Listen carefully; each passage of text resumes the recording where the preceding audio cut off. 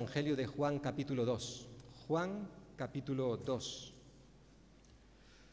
Como recordaréis, muchos de vosotros que estuvisteis hace unas semanas, tuve la oportunidad de predicar la palabra de Dios desde este lugar y estuvimos hablando de este Evangelio.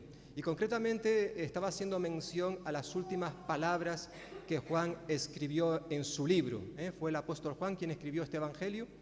Y él nos dice al final de este Evangelio que realmente lo que él escribió aquí no es todo lo que hizo Jesús. Si tú te lees el Evangelio de Juan desde principio al final de corrido, aproximadamente, también depende del ritmo que pongamos, pero aproximadamente eso nos llevaría unas 2 horas. 2 horas leer el Evangelio de Juan, la vida de Jesús, pero somos conscientes de que en 2 horas no tenemos todo lo que hizo Jesús. Y Juan nos lo dice al final. Mira, yo he escrito no todo lo que él hizo, no todos sus milagros, sino simplemente aquellos que él consideró que eran suficientes y necesarios para que al leerlos, al conocerlos, podamos creer que Jesús es el Cristo, esa persona de la cual ya habían hablado los profetas en el pasado. Y no solamente es el Cristo prometido, sino que es el Hijo de Dios. Es decir, Jesús es Dios. Lo que hoy llamaríamos nosotros la segunda persona de la Trinidad. Por tanto, Él no nos da todo lo que Él vivió con Jesús durante aquellos 3 años de ministerio terrenal del Señor, sino solo unas pinceladas. Concretamente, nos comparte a lo largo de todo este Evangelio 7 milagros o señales que hizo Jesús, que con estas eran suficientes para que podamos creer en Él. A mí me gustaría que en el día de hoy y durante los próximos meses, hasta la Navidad, podamos estar viendo esos 7 milagros que hizo Jesús, a través de los cuales, según Juan, todo eso era suficiente para que podamos creer en Él.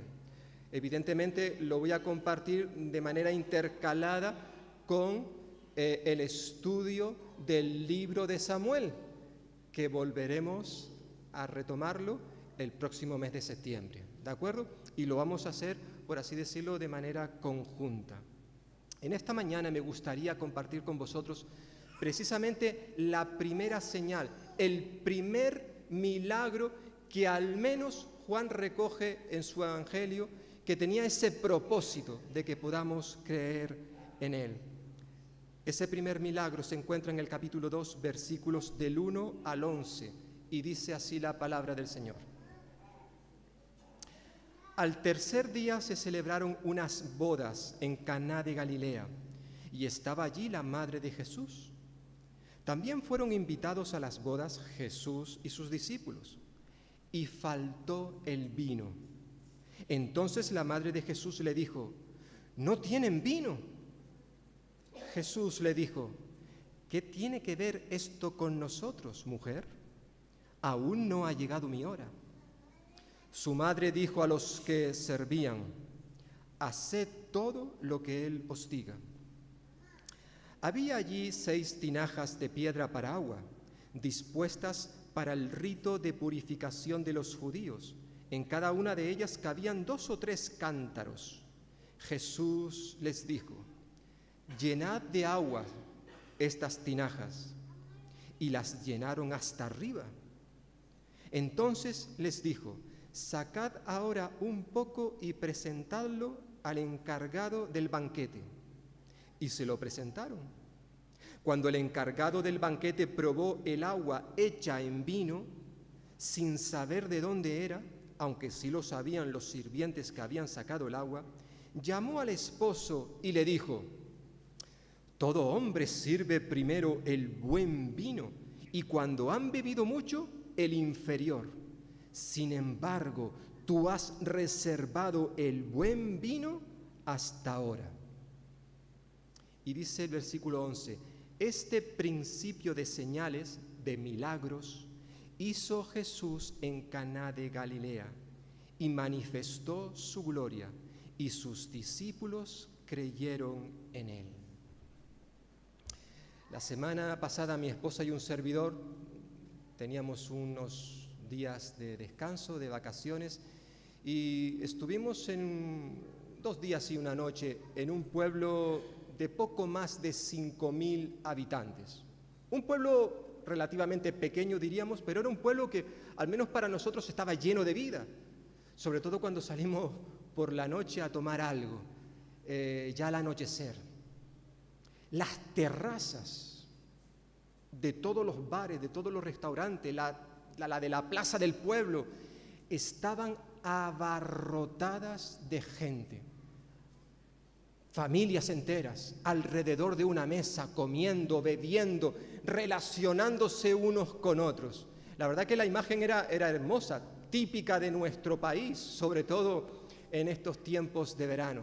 Lo cierto es que en cierta manera podríamos decir que aquello que vimos este fin de semana, como vemos en otros lugares, también aquí en Valdepeñas, es parte de nuestra cultura mediterránea. ¿Cuánto nos gusta sentarnos en una terracita para tomar algo, para disfrutar con los amigos, con la familia, comer, beber con moderación? Y también lo mismo con las comidas. Creo que es algo bueno y que podemos deleitarnos en estas cosas, siempre y cuando se haga con sabiduría. En el relato que acabamos de leer, se nos dice que había una celebración, una fiesta, una comida en Caná de Galilea. Y a esa fiesta Jesús, juntamente con sus discípulos, fueron invitados a participar. Cuando uno lee los evangelios y estudia la vida de Jesús, es evidente, sale del texto, de que a Jesús le gustaba sentarse alrededor de una mesa, comer, beber, relacionarse con las personas, tener comunicación. Fijaos, esto era algo tan característico de Jesús que una de las críticas que él recibía por parte de sus enemigos es que Jesús era un glotón y un bebedor de vino. Eso es lo que nos recuerda Mateo capítulo 11. Mirad, hay un hombre glotón y bebedor de vino, amigo de recaudadores de impuestos y de pecadores. Así es como la gente veía a Jesús. En cierta forma, lo que nos está diciendo estas personas es que Jesús era un juerguista. ¿Le gustaba más una fiesta? Eso es lo que la gente está diciendo. Bueno, la verdad es que cuando uno lee la Biblia, sobre todo los evangelios, uno percibe de que a Jesús sí, evidentemente, le gustaba relacionarse con las personas. Y lo vemos en muchísimas ocasiones alrededor de una mesa, comiendo, bebiendo, pasándolo bien.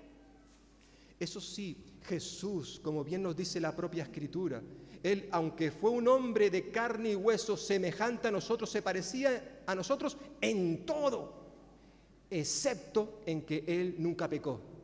Es decir, Jesús nunca comió en exceso, no abusó de las comidas. Jesús tomaba vino, pero Él nunca se emborrachó, Él nunca estuvo piripi, Él nunca se pasó de la raya, tenía control sobre sí mismo. Y sería bueno poder aprender de Él, tanto de lo uno como de lo otro. Lo cierto es que Jesús era una persona que participó de muchas comidas, de muchas fiestas. Aquí se nos dice que fue invitado juntamente con sus discípulos a esta boda. No se nos dice los nombres de los novios, eso era lo de menos. Sí se nos menciona que en esta fiesta también al parecer se encontraba su madre, María. Quizás no estaba como una de las invitadas, más bien lo que vemos es, o al menos da esa sensación de que ella estuvo allí trabajando. Ella tenía una responsabilidad relacionada con los preparativos de la boda. Quizás la que se encargaba de que todo fuese bien, de que todo fuera sobre ruedas.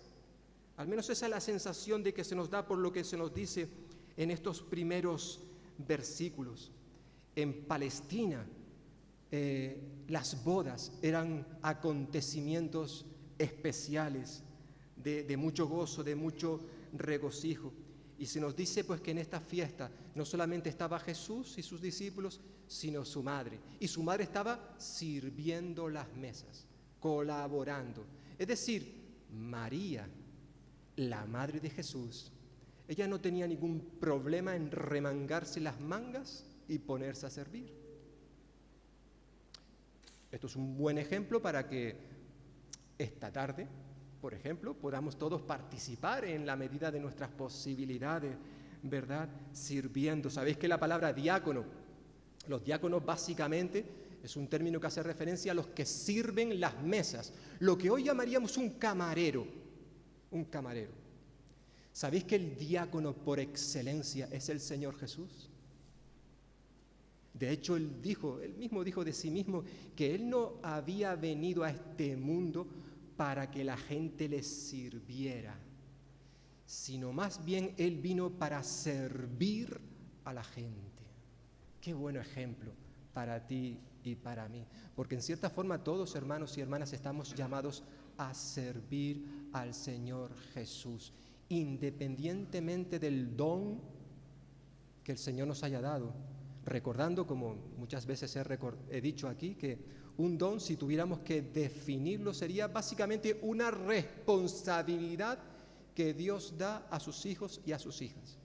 Y esa responsabilidad, ese don que Dios nos ha dado, no es para nuestro propio provecho, aunque podemos ser bendecidos a través de él. No, diría el apóstol Pedro en su primera carta, capítulo 4, cada uno según el don que ha recibido, ministrelo, sirva con ese don a otros.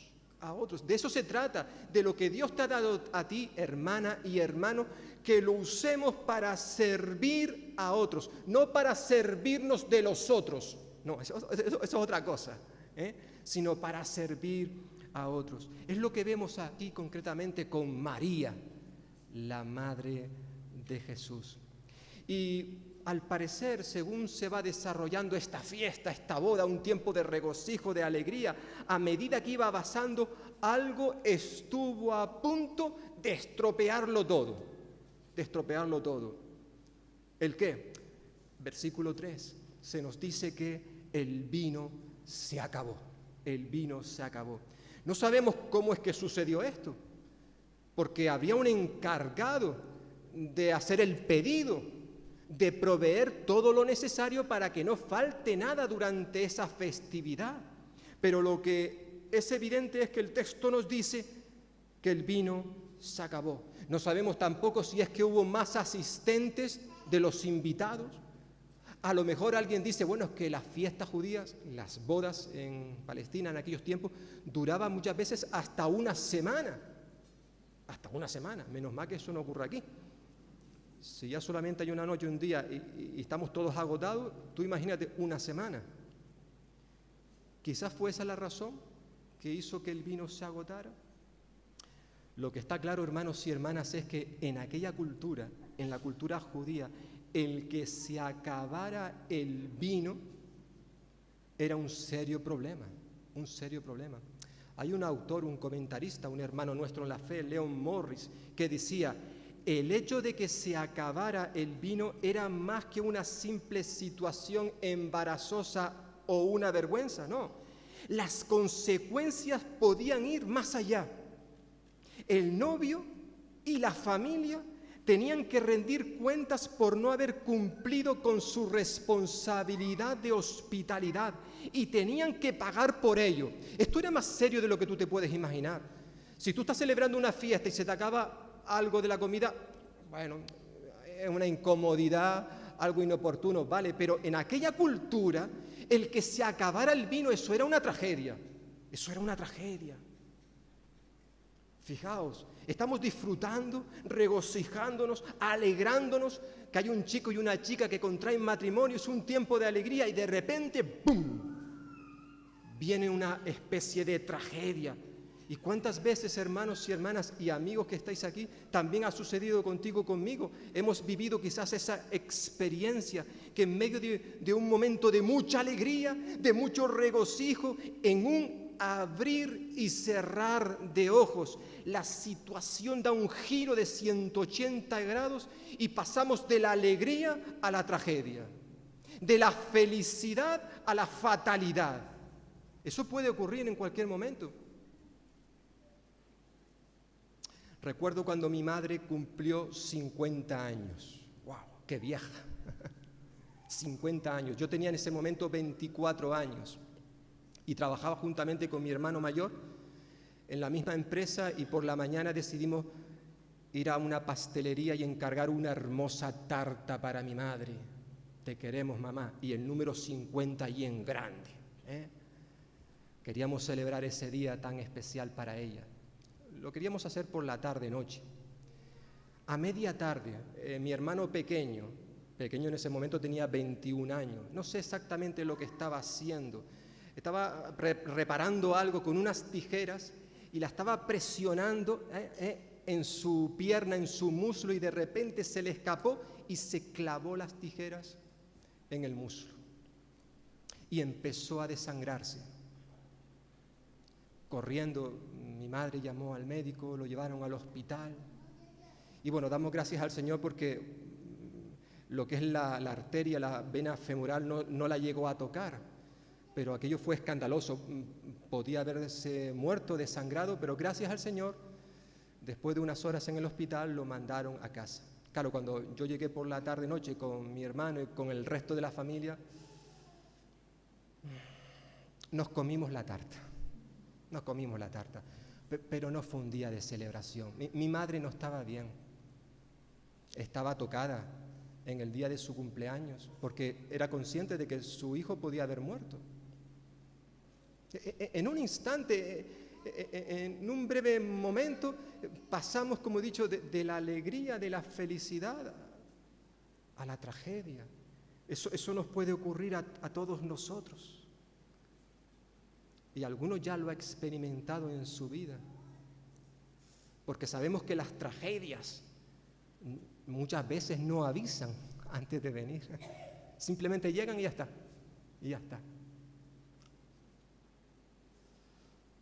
A veces los planes no salen como uno había programado. En este caso, los anfitriones de la boda de Caná de Galilea pensaban que el vino que tenían al comenzar la fiesta sería suficiente para que durase toda la celebración, pero no fue así. Llega el versículo 3 y se nos dice: el vino se acabó. Y hemos de tener en cuenta lo que implicaba eso en aquella cultura, en la cultura de Israel.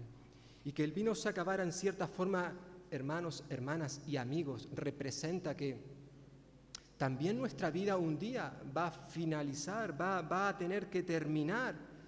Por un breve tiempo podemos experimentar felicidad, alegría, sobre todo, por ejemplo, cuando estamos en medio de nuestra juventud, la adolescencia. Aquí hay un buen grupo de jóvenes, adolescentes, niños que me están escuchando, ¿verdad? Y qué bueno poder experimentar, disfrutar de la felicidad, incluso ya en una edad más avanzada. Pero llega un día, hermanos, hermanas, amigos, amigas, jóvenes que me estáis escuchando, llega un día en que todo eso termina. Y a veces puede suceder poco a poco y otras veces es algo que sucede repentinamente. Por eso la importancia de prestar atención a lo que nos dice la palabra de Dios. Por ejemplo, a los jóvenes, y no solamente a los jóvenes, sino a todos.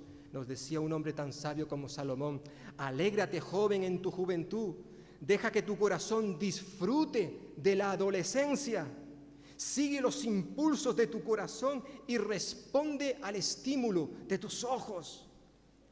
Pero, toma en cuenta que Dios te juzgará por todo ello. Aleja de tu corazón el enojo, aparta de tu cuerpo la maldad, porque juventud y vigor son pasajeros. Acuérdate, por tanto, acuérdate de tu Creador en los días de tu juventud, antes de que lleguen los días malos y vengan los años en que digas: no encuentro en ellos placer alguno.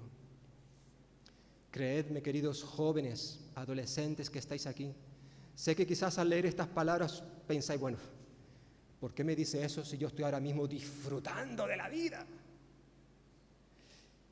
Bueno, te digo lo que me decían a mí también cuando yo tenía tu edad, aunque yo no era consciente de ello. Me parecía tan lejanos. Créanme, la juventud, eso es algo que va a pasar, va a pasar. E independientemente de la edad que tengamos, hermanos, hermanas y amigos, lo que está claro es que un día nuestra vida acabará, se terminará. Al igual que en esta fiesta, en un tiempo de alegría, llegó alguien, un aguafiesta, y dijo, se acabó el vino. Llegará también un día en tu vida en que esta se acabará. Llegará un momento en que tú digas, pero ¿en qué he invertido mi vida? ¿Por qué no habré hecho caso de los consejos que me dio mi madre, mi padre? Ahora con la edad que tengo ya es imposible volver atrás. Hay mucha gente que habla muchas veces de decir, hay que recuperar el tiempo perdido. ¡Mentira! El tiempo perdido no se puede recuperar. Una vez que lo has perdido, lo has perdido. Lo has perdido. Esa es la realidad. Si tú y yo ahora no hacemos lo que tenemos que hacer, puede que a lo mejor no tengamos otra oportunidad de hacerlo. Y si hay algo importante en tu vida y en mi vida, querido hermano, querida hermana, y sobre todo amigos, es qué vamos a hacer con Jesús, Jesús de Nazaret. Él en el día de hoy te está dando una nueva oportunidad para que tú acudas a sus pies, para que tengas un encuentro personal con Él. Por tanto, busca a Dios. Mientras haya tiempo, busca a Dios, porque si te atreves a esperar, puede que un día te encuentres con la puerta cerrada y ya no podrás entrar.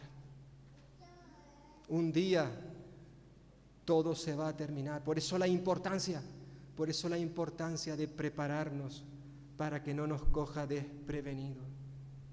Lo cierto es que cuando María, la madre de Jesús, supo lo que había sucedido, se había acabado el vino, quizás ella como responsable, como supervisora, y sabiendo lo que implicaba este acontecimiento, que no hubiera este elemento tan esencial en una fiesta judía, entonces se acercó a su hijo, a Jesús, para explicarle, para informarle de lo que estaba sucediendo.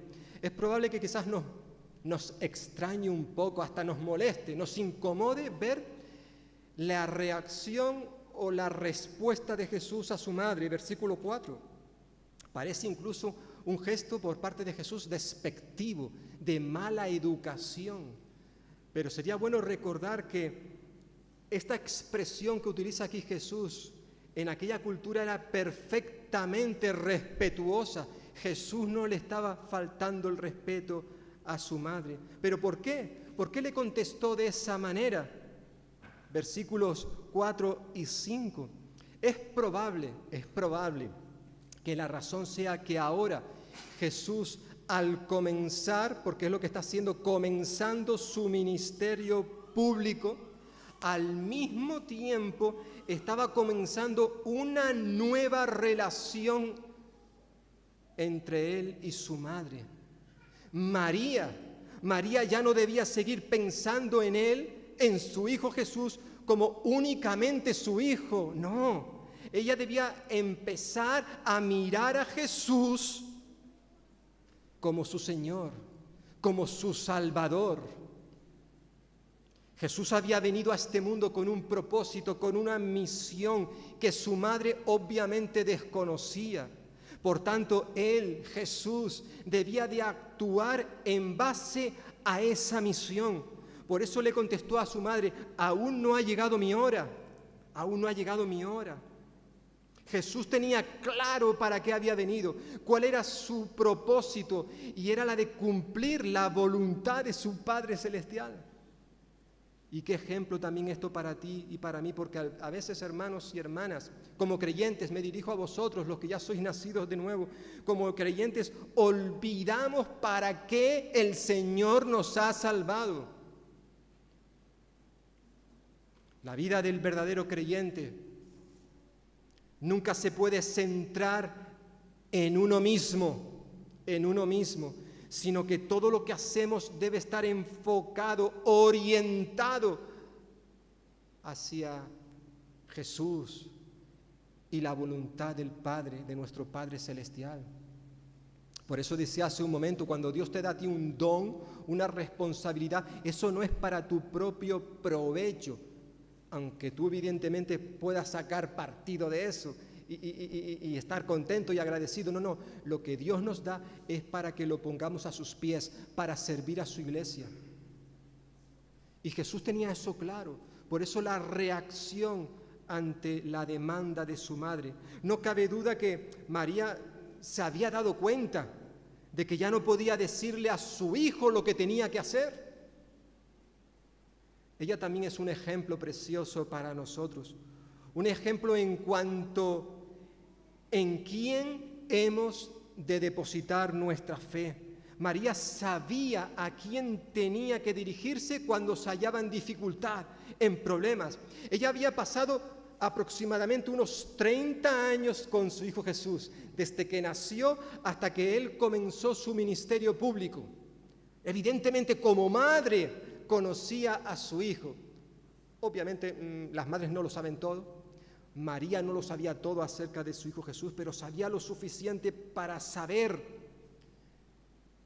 que era a él a quien había que acudir cuando había dificultades.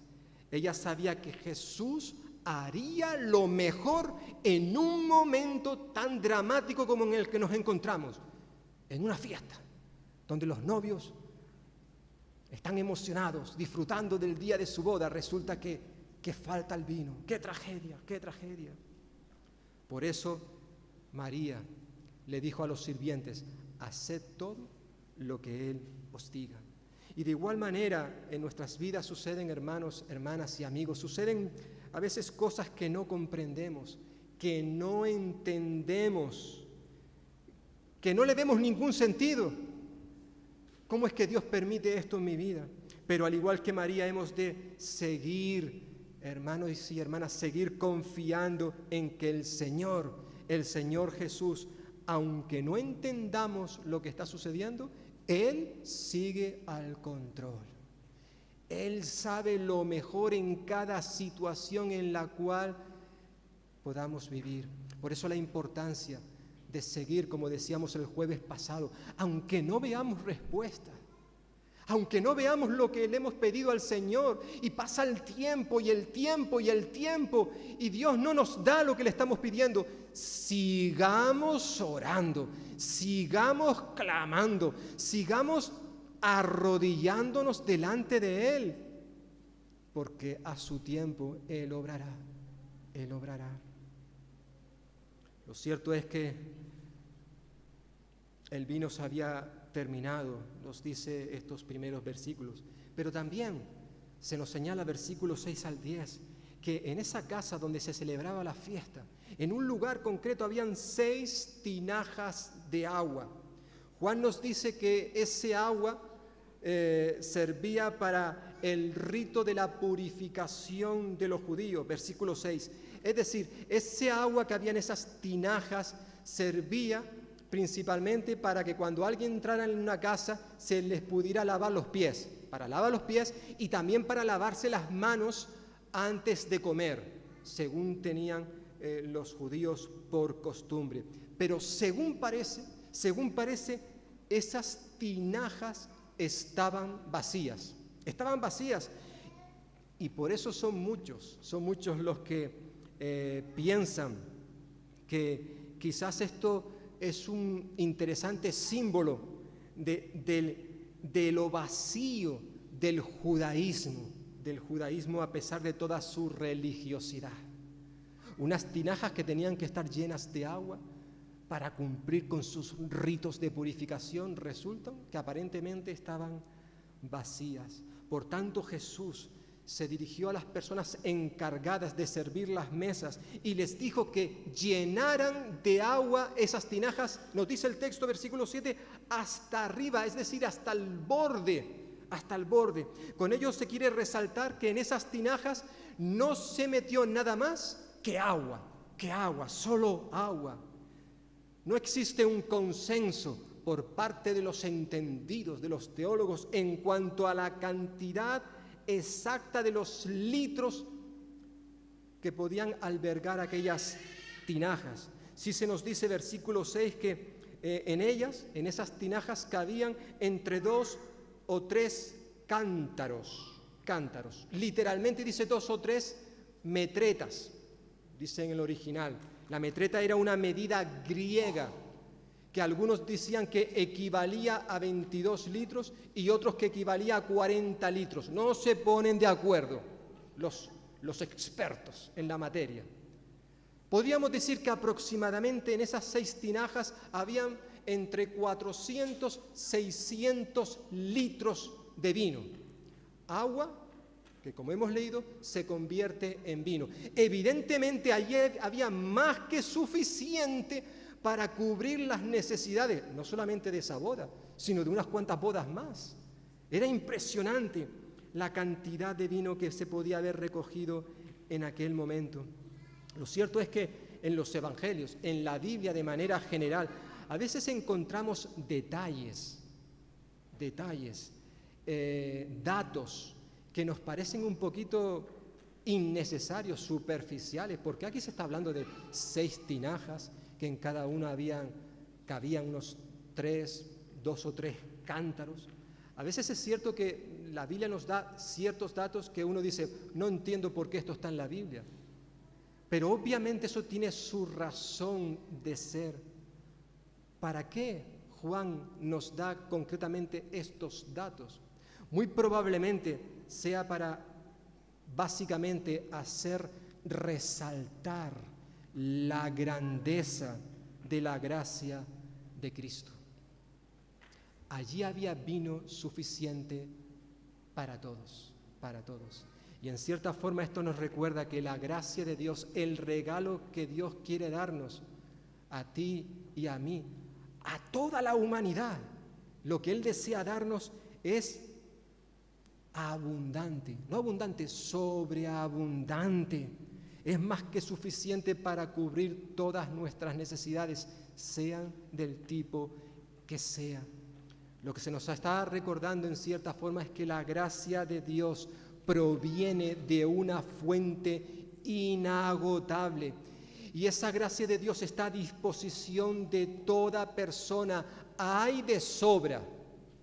Yo creo, según me han dicho, que esta tarde para la cena, para la barbacoa, va a haber de sobras para todos. Por eso, si no te has apuntado, apúntate. Hay de sobras. Aunque obviamente eso se puede acabar en un determinado momento. Pero no pasa lo mismo, hermano, hermana, amigo, amiga, con la gracia de Dios. Su amor es inmenso, inagotable. Tú quizás pienses, bueno, todo esto está muy bien, pero si tú me conocieras a mí, si tú supieras las cosas que yo he hecho a lo largo de mi vida, si tú supieras los pecados que yo he cometido, serías consciente de que para mí no hay solución, no hay remedio, no hay nadie que me pueda salvar, ni siquiera el mismo Dios. Hay gente que habla de esta manera. Evidentemente no conoce lo que hizo Jesús por nosotros. Hoy, Cristo Jesús no solamente te ofrece su amor, su gracia, sino también su salvación. Y da igual, como tantas veces he dicho y seguiré diciendo, da igual, amigo y amiga, lo que tú hayas hecho a lo largo de tu vida. La Biblia nos dice que la sangre de Jesucristo, la que Él derramó en la cruz, nos limpia de todo pecado. Da igual lo que tú hayas hecho. La gracia de Dios es mucho mayor que tus pecados. Y Él puede sanarte, Él puede salvarte, Él puede darte una nueva vida. si tú se la pides. Dios te ofrece hoy un regalo que no merecemos, ninguno de nosotros merecemos, pero aún así Él nos lo quiere dar. Es el regalo de la vida eterna. Y en esta mañana Él te invita a que tú aceptes ese regalo. Hay de sobra para todos, independientemente de lo que hayamos hecho. Lo cierto es que Jesús, aquel agua que había sido metido en las tinajas, se transformó en vino. Y cuando el encargado, versículo 9 al 10, el encargado del banquete probó el agua hecha en vino sin saber de dónde había venido, se quedó asombrado por la excelente calidad de ese vino. Probablemente este hombre jamás en su vida había probado un vino como aquel. Yo sé que en Valdepeñas, en Castilla-La Mancha, se hacen los mejores vinos del mundo. España es un país donde en diferentes lugares se hacen buenos vinos y nadie lo discute. Y el que lo discuta es porque no entiende. Aquí se hace lo mejor. Pero evidentemente ni el más excelente de los vinos valdepeñeros o de cualquier parte de España superaría la calidad del vino que se repartió aquel día en esta boda. Y luego se nos dice, versículo 11, al terminar este relato, que este fue el primero, el principio de las señales, es decir, de los milagros que hizo Jesús. Pero sería bueno recordar, hermanos y hermanas, como dijimos hace un par de semanas, que por medio de todos estos milagros que Juan presenta en este Evangelio, Él no pretende que nuestra mente se centre en los milagros como si estos fueran un fin en sí mismos. La intención de Juan no es que nos quedemos con la boca abierta, asombrados. ¿Tú has visto lo que ha hecho? Aquí había agua y ahora hay vino de los mejores, el mejor del mundo. No, la idea no es que tú y yo nos quedemos asombrados con la boca abierta por esto, no. Juan más bien quiere que al conocer estos relatos, estos milagros, sepamos que a través de ellos Dios está obrando por medio de su Hijo Jesucristo. Para Juan, el milagro en sí es lo de menos. Lo que él quiere que consideremos tú y yo es que seamos conscientes del propósito por el cual fueron contados, narrados dichos milagros, que no eran otros que el de señalar, apuntar hacia el Señor Jesús, para que podamos creer en Él. Los milagros realmente son un desafío, un llamamiento a depositar nuestra fe en el autor de los milagros, no en el milagro, sino en el autor de los milagros, en Cristo Jesús. Lo importante es que nosotros pongamos nuestra mirada en la gloria de Cristo y que podamos creer en Él. Es lo que dice en este versículo 11. Este principio de señales de milagro hizo Jesús en Caná de Galilea y manifestó su gloria y sus discípulos creyeron en Él. Sus discípulos creyeron en Él. De eso se trata, amigo y amiga, hermanos y hermanas. No tanto que nos quedemos admirados por el juego de manos que hacía Jesús. Ahora hay esto, ahora hay lo otro. No, para nada.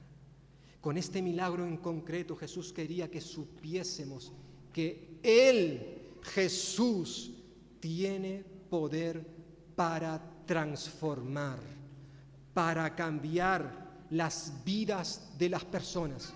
Al igual que Él transformó, cambió agua en vino, Él en esta mañana puede transformar, cambiar tu vida y la mía la puede cambiar en otra persona.